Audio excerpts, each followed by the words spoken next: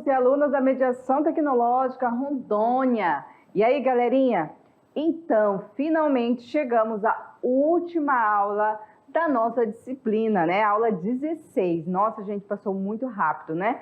Então, galerinha, hoje é a nossa última aula. Hoje a gente vai tratar sobre um tema que é muito relevante também para a nossa disciplina, né? Para a Sociologia.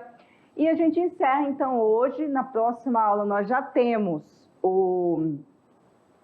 vamos ter aí as avaliações, né? Avaliação da unidade 2 e a recuperação logo em seguida, né? A recuperação da unidade 2. Então, essa é a dinâmica aí do finalzinho da nossa disciplina, né?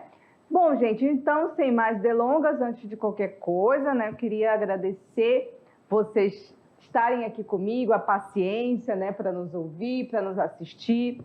Queria agradecer também aos nossos professores e professoras presenciais que estão aí na ponta com vocês, estão acompanhando, estão tirando as dúvidas, fazendo um papel que é essencial para que a mediação funcione, não é mesmo?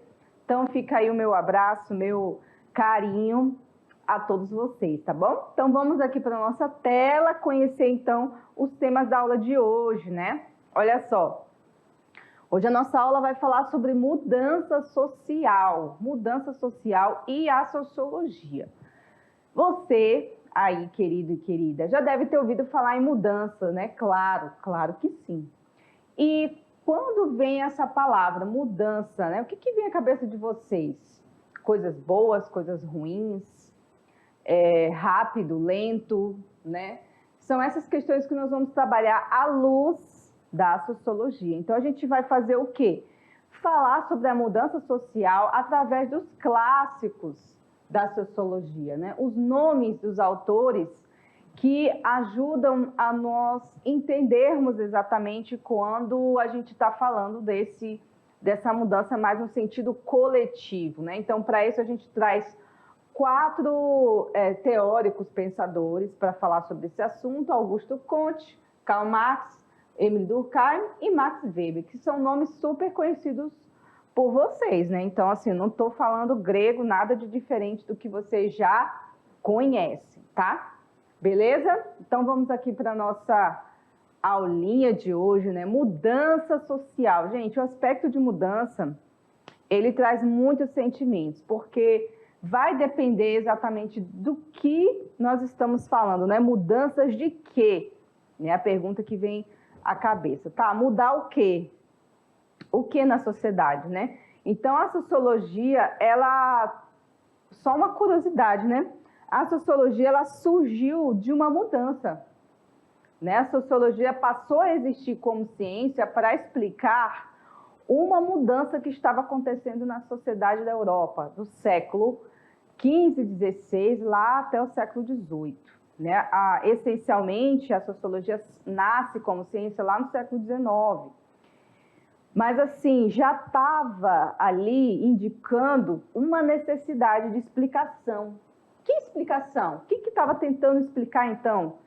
A tal da mudança. Que mudança era essa? A mudança da sociedade feudal para uma sociedade capitalista, né? O surgimento de uma outra classe social essencial para entender o capitalismo, que era a burguesia, né?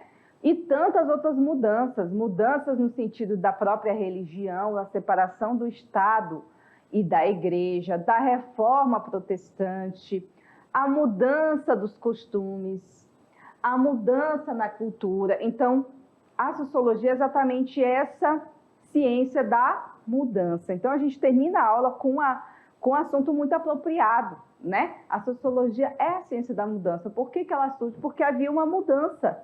Havia algo acontecendo no interior daquela sociedade e que precisava de explicação. O quê, por quê, como, para onde isso vai levar? Né? Essas são as perguntas que vêm quando a gente fala dessas mudanças sociais. Então, vamos aqui para a tela entender um pouco mais sobre esse assunto? Vamos lá?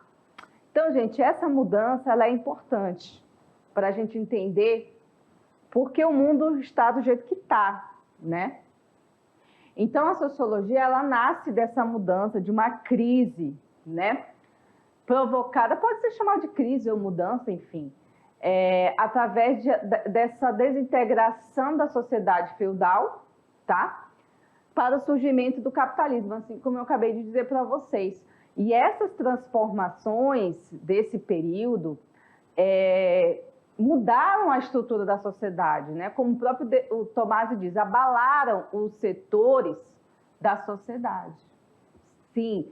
E aí, nessa sociedade europeia, ela foi um vetor para o resto do mundo, ou seja, ali nascia uma mudança, mas essa mudança não ficaria concentrada apenas naquele continente.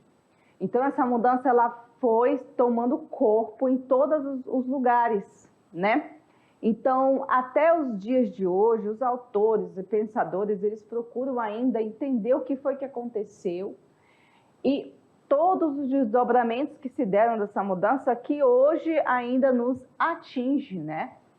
Então, assim, a mudança social, ela traz uma necessidade dentro da sociologia, né, de discussões, né, discussões desse período. O período que veio a surgir, então, a sociologia enquanto ciência, como eu disse para vocês, no século XIX, veio através desses pensadores, né? Esses pensadores que trabalharam vários temas. Naquele momento em que a palavra de ordem era o progresso, né? Era o desenvolvimento, era a evolução, né? A ideia de evolução que veio lá do Darwin, mas aí acabou se alardeando por todas as outras ciências. Então, era um momento de grandes transformações realmente, né? E aí o Robert Nisbet, o sociólogo, ele diz que a ideia do progresso, ele tinha raízes no pensamento grego desde a antiguidade. Então, assim, não foi uma coisa de hoje, né? E esteve presente também essa ideia de progresso no imaginário de todas as sociedades, mesmo lá no século XVI, com o surgimento do Iluminismo, e no século XIX, ele ocupou um lugar muito, muito importante, de destaque, que permeou também os pensadores, né? Permeou a ideia dos clássicos da sociologia. Então, ainda assim, com toda essa separação, essa vontade de analisar os fatos sociais de uma maneira, como é que eu posso dizer, mais longe possível das influências da sociedade da época, isso é impossível. Todos esses autores aqui, ó, eles sofreram a influência do seu tempo, querendo ou não, desde Comte até Weber, todos eles vivenciaram momentos sociais que os obrigaram a pensar do jeito que eles pensavam. Por mais que eles tivessem ideias revolucionárias, ideias à frente do seu tempo, mas ainda assim eles sofreram sim a influência daquele momento social, daquele momento histórico. Então a gente começa aqui com o Augusto Comte. O que o Augusto Comte nos fala dessa mudança social? O Augusto Comte também é um dos pais da sociologia, né? O que trouxe toda essa rigorosidade do estudo da sociologia, todo o rigor científico também nós devemos a ele, né? E ele era um pensador do século XIX. A obra do Comte, ela está cheia de influências dos acontecimentos da pós-Revolução Francesa, né? Então, ele defendia um espírito revolucionário, né? Criticava muito a monarquia, claro, era um momento de derrubada mesmo da monarquia, então, basicamente, todos os pensadores progressistas iriam mesmo ir de encontro, né? Ser contra isso. Comte também ele se preocupava com a relação entre a ordem social e a mudança e o progresso. Não é que ele era contra o progresso ou a mudança, mas ele achava que isso devia acontecer em etapas, devia acontecer numa ordem, aí seria algo muito melhor. Então, assim, como ele propôs isso, então? Como é que poderia ser essa mudança, né? Então, para o Comte, o progresso ele se fundamentava na qualidade e na quantidade de conhecimentos da sociedade, né? Nisso, ele afirmou que a humanidade, para ser digamos assim, próspera, para haver um progresso positivo, tinha que passar por estágios de evolução. Não falei para vocês que o evolucionismo estava aqui, ó, estava embutido nas ideias dos autores? Claro, né, gente, influência do momento, século XIX, o auge do revolucionismo, né, do evolucionismo, então, logicamente que nós iríamos ter essa influência também nas ciências. Então, tá, para Comte, como que deveria ocorrer, então, essa mudança, gente? Começaria com o primeiro estágio, que é o estágio teológico, né? Depois haveria um segundo estágio, que é o estágio metafísico, e por fim seria um terceiro e último estágio que ele chamaria, né? Ele chama de estágio positivo. Agora a gente vai ver cada um deles, o que ele propõe, o que o Comte propõe nessas mudanças aí. No primeiro estágio, ele diz que as pessoas nesse momento ainda tinham muitas crenças, né? Então, o poder e as coisas que aconteciam na sociedade eram atribuídas às forças sobrenaturais, né? Até mesmo as suas responsabilidades, né? Então, essas entidades poderiam ser os espíritos, os objetos, animais, plantas, né?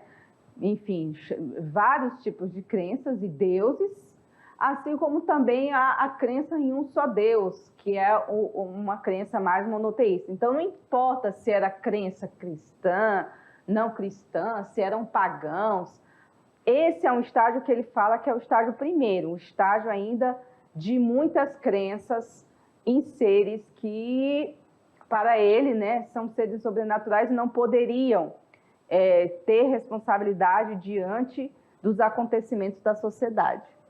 Depois, aí já começa um processo de mudança, que é o segundo estágio, em que ele chama de metafísico. O metafísico é o estágio em que as entidades sobrenaturais já eram substituídas pelas ideias, né? Ideias e causas abstratas. Só que essas ideias tinham que ser extremamente racionais, né? Aí, com essas ideias racionais, iria surgir, então, os pensadores, os filósofos. Então, esses filósofos que ficavam ali debatendo sobre justiça, direitos humanos, política, arte, iriam ser, então, aqueles que iriam dar o ritmo para essa sociedade, né? Dar esse sentido. Já era a substituição dos deuses pelos filósofos. E aí o terceiro estágio, para onde chegaria tudo isso? Aí ele diz que o estágio positivo é o estágio da ciência, né? Era o estágio onde a ciência tomaria o lugar, tanto das crenças como da própria filosofia, né? Ficaria acima da filosofia. E aí, a industrialização, né, queria invocar as leis da base na observação empírica, a comparação e a experiência. Então, para ele, esse era o estágio ideal, né, sociológico, positivo, onde a ciência ia ser o centro de tudo. Toda a explicação teria que ser científica, abandonando, então, as ideias de crenças. Esse era o pensamento de Comte, tá, galera? Não confundam com outro, enfim. Esse eu estou explicando para vocês que é o pensamento do Augusto Comte, beleza? Então, nesses estádios sociológicos que Comte colocou ali, né, ele dividiu o seu sistema em dois campos, o da estática, que é o da ordem, e o da dinâmica, que é do progresso. Então, teria que ser ali um diálogo, né? Então, ele diz assim, ao estabelecer as relações entre os ambos, destacou a ideia que toda mudança deveria estar condicionada à manutenção da ordem social. Então, assim, a ordem social tinha que permanecer, sempre, né? Então, a opção que ele tinha, apesar dele ter essa coisa do progresso na cabeça dele, ele era extremamente conservador, né? Ele se contradiz aí, porque ele apoiava a ciência, a mudança, a substituição dos deuses, mas ele era conservador, porque ele admitia, sim, uma mudança, só que tinha que se limitar às circunstâncias que não alterassem profundamente as ordens vigentes. Então, ele era, no final das contas, Comte era um conservadorzão que se travestia de progressista. Ponto. Aí é que está a situação, né? Bom, aí a gente tem outro pensador, Karl Marx. Karl Marx, ele pensa o quê da mudança social? Né? O que ele entende como que isso poderia acontecer? O Marx, ele acreditava que a mudança teria que passar por mudanças profundas nas bases das dinâmicas, né, da vida material, na base produtiva, tá? Diferentemente ali do Comte, que se preocupa com a questão da ciência, tirar os deuses e tal. Não, o Marx, ele estava pensando nessas mudanças que fossem na base da produção da sociedade, no trabalho, no lucro, na estrutura de classes, né? E essas mudanças ela acabaria também atingindo outras camadas, né, da vida social, que seria jurídica, política, religiosa, artística. Consequentemente, gente, para ele, que se mudasse o estilo desse ponto aqui, ó, iria mudar esse também. Então, isso seria apenas uma consequência, tá? Para os estudos do Marx, né, ele é totalmente a favor das transformações sociais, né? Mas ele criticou a Revolução Francesa porque ele diz que ela foi puramente política, né? Porque ele diz que não alterou substancialmente a vida da maioria da população, ou seja, dos que eram mais pobres, dos que nada tinham. Então, de acordo com ele, apesar de ter sido fundamental para o fim do feudalismo, essa revolução ela foi parcial, pois foi realizada por uma minoria que não emancipou a sociedade. Tanto que muitos livros, né, os historiadores chamam a Revolução Francesa de Revolução Burguesa, né, porque foi para a ascensão de uma burguesia e não para a emancipação e empoderamento das classes trabalhadoras, né? Ficou bem longe disso, inclusive. Então, gente, para o Marx, ele é muito mais radical. Ele acha que tem que haver revolução. Mudança ainda é pouco para ele, tá? Então, para ele tem que ser realizada de uma maneira mais abrangente, com a participação da maioria da população, da sociedade. Só uma classe nessas condições é capaz de representar os interesses da libertação para todos e liderar essa transformação, que seria o proletariado, né? Que poderia ser capaz de se unir e mudar as estruturas da sociedade. Entenderam aí a diferença entre ele e o Comte? O Comte está preocupado com uma questão mais filosófica, digamos assim, de uma questão mais da própria sociologia, da ciência. O Marx está mais preocupado na questão prática da vida das pessoas, do trabalho, da renda, né? Então, está aí uma grande diferença entre os dois, né, gente? Agora a gente vem para o Émile Durkheim. O que ele fala da mudança social? O Durkheim, ele é anterior, tá, ao Marx. Aqui a gente não está colocando uma linha cronológica, né? Então, só para deixar isso claro. Galera, o Durkheim, ele analisou a questão da mudança social, né? Ele disse que houve uma mudança na sociedade, uma evolução, que ele chama, né? Evolução da própria solidariedade. E ele diz que essa solidariedade que antes ele falava que ele nomeou, né, como uma solidariedade mecânica, ela passou para a orgânica. Por quê? Por causa do crescente aumento da divisão do trabalho. Então, a divisão do trabalho aumentou essa mudança social, né? Então, a passagem de um tipo de solidariedade para o outro resulta das transformações da estrutura social que levou à evolução histórica das sociedades, né? Então, está relacionado para o Durkheim totalmente ao trabalho. Como que a mudança nessa estrutura do trabalho também impactou diretamente a vida das pessoas, claro, né? Isso faz todo sentido. Então, assim, para ele, isso se deve a fatores como a expansão urbana e o crescimento industrial, né? O que aconteceu ali na Europa naquela época? O crescimento industrial, juntamente com uma demanda de trabalho, juntamente com o crescimento exponencial das cidades. Então, isso levou totalmente a uma concentração de pessoas num determinado território, né? Aquele grande contingente de pessoas que saiu do campo, foi morar na cidade, e aí promoveu uma diferenciação das atividades, né? Então, as pessoas já começou a surgir novas demandas de trabalho. E também surgir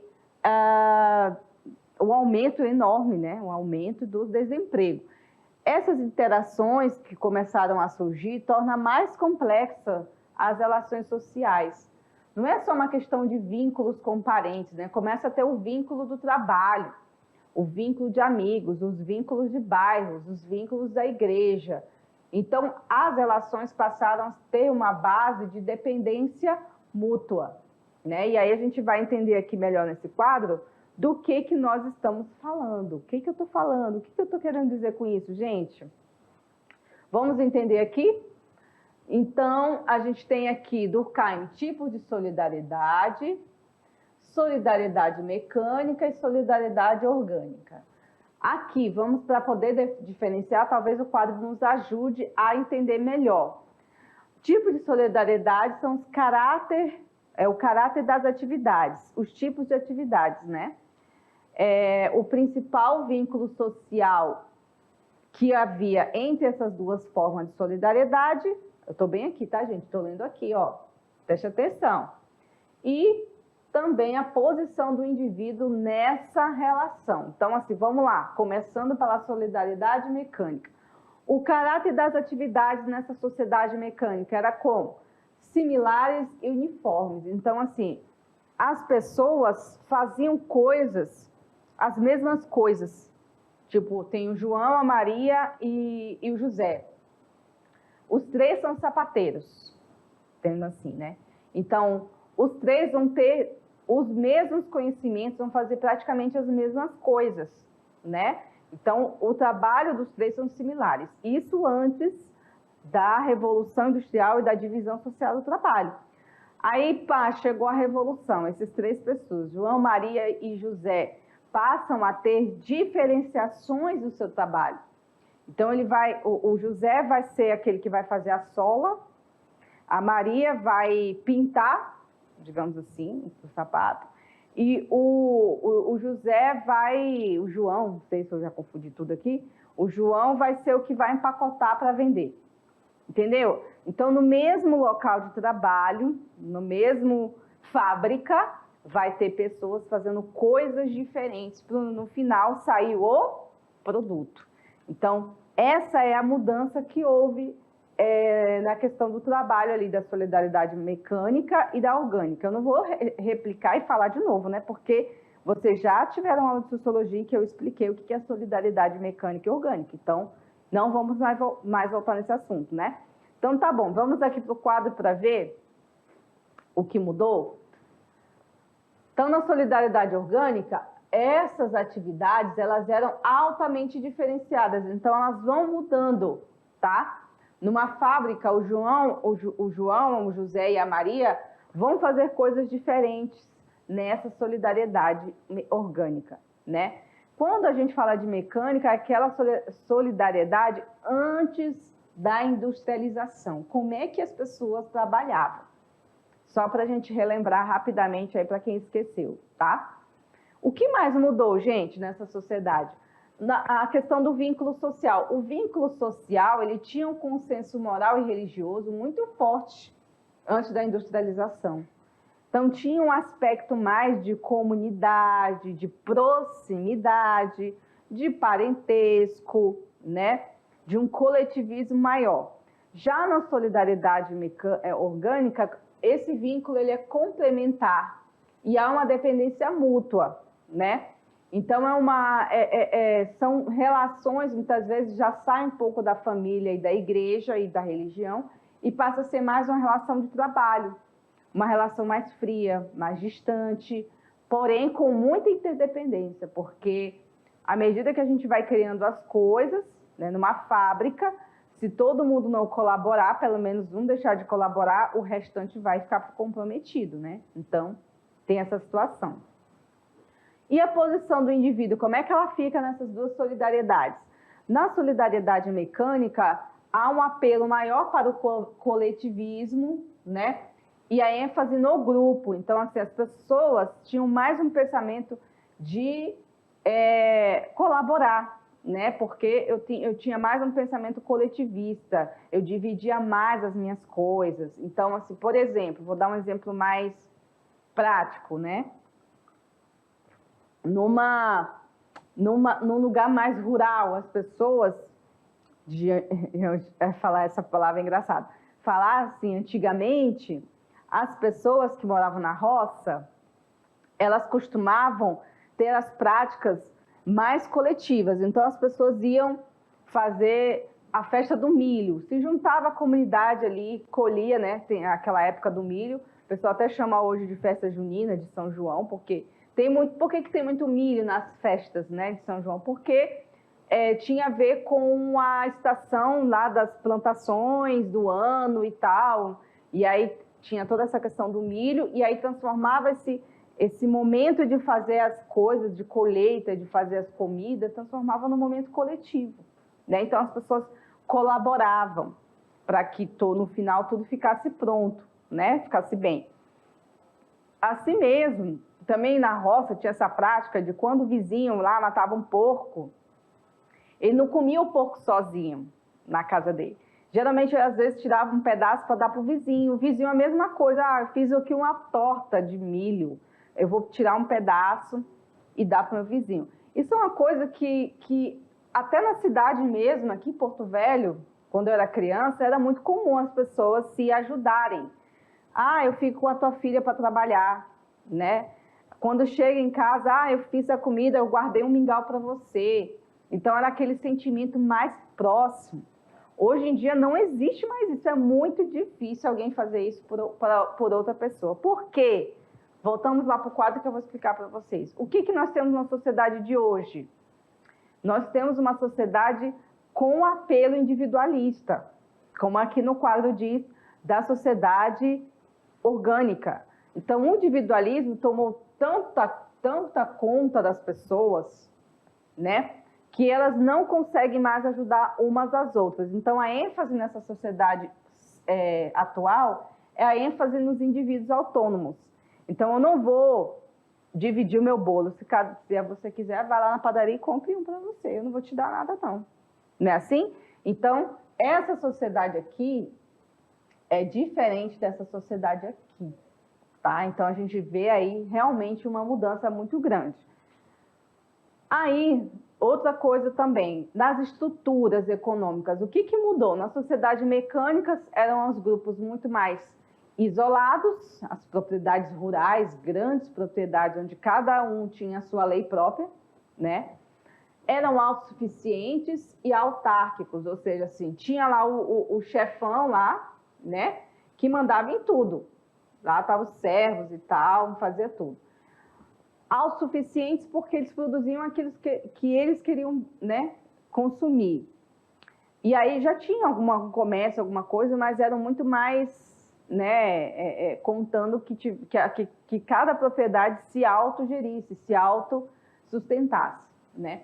Já na solidariedade orgânica, a divisão do trabalho social, ele tem um maior apelo, né? Então, os grupos são mais dependentes, há um intercâmbio maior, as pessoas se relacionam mais, mas isso não quer dizer que elas são mais próximas, tá? O fato delas se relacionarem mais não significa exatamente que essas pessoas passaram a se aproximar, tá?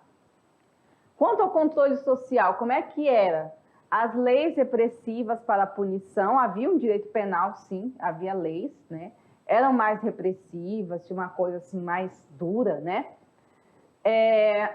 E já na sociedade orgânica havia também leis, essas leis que salvaguardam os contratos, né, principalmente relacionados ao direito civil.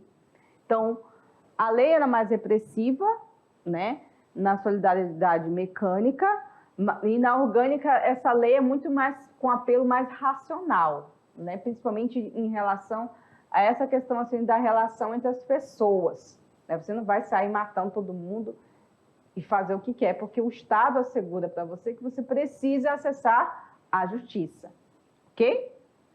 Então, pessoal, o Weber ele procurou explicar de uma maneira distinta dos outros autores, tá?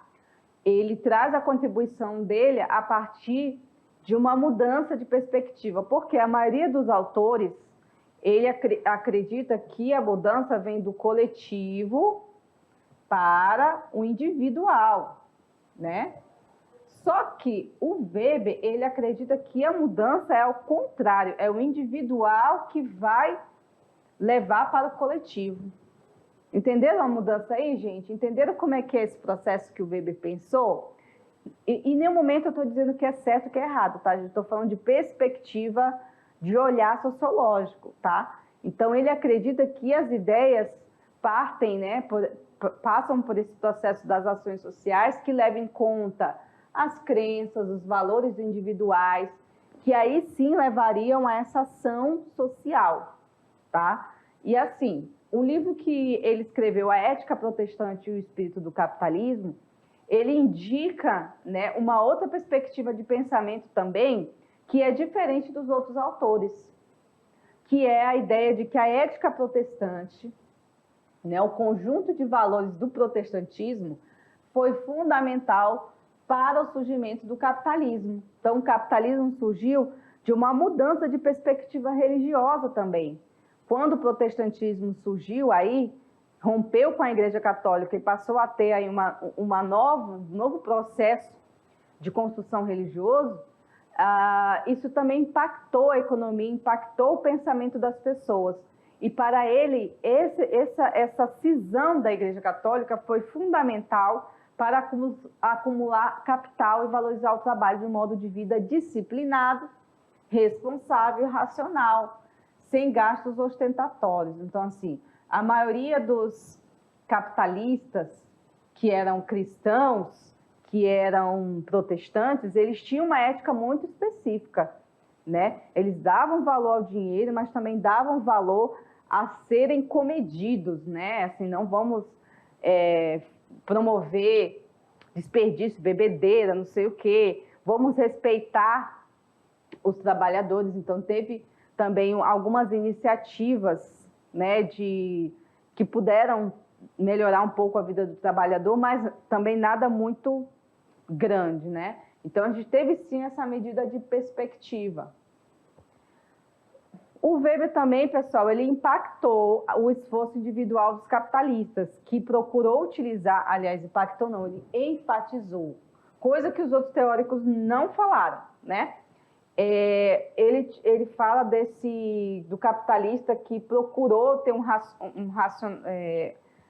ser mais racional com suas ações, tem um cálculo para garantir a eficiência da produção das suas mercadorias, né? E sempre pensando no final o seu ganho monetário, claro, queria lucro, né? Prosperidade. Então, os trabalhadores, por sua vez, também passaram a ver o trabalho como um valor e não como um castigo, como era visto antes, né? Então, ocorreu, nesse sentido, a confluência entre uma certa visão de mundo e um determinado estilo de atividade econômica. Então, uma visão de mundo da religião protestante, juntamente com, né, uma atividade econômica capitalista que visa o lucro e a prosperidade, ok?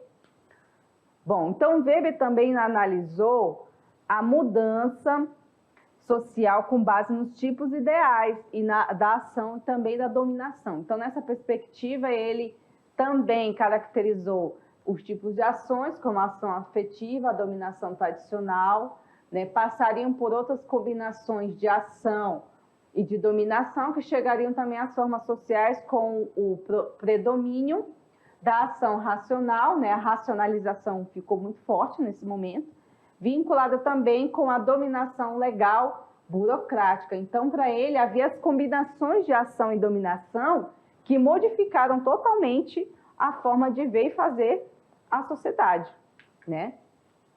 Para ele, também havia uma tendência a um aumento da racionalização, né? E das ações sociais com base na burocracia. A gente tem um livro do Franz Kafka, que é muito bom para analisar, né, essa questão da burocracia, como isso também influenciou todo um processo da sociedade moderna, né? Tudo ficou muito burocrático. Então, para o Weber, a burocratização crescente seria um entrave para o processo de qualquer mudança social, né?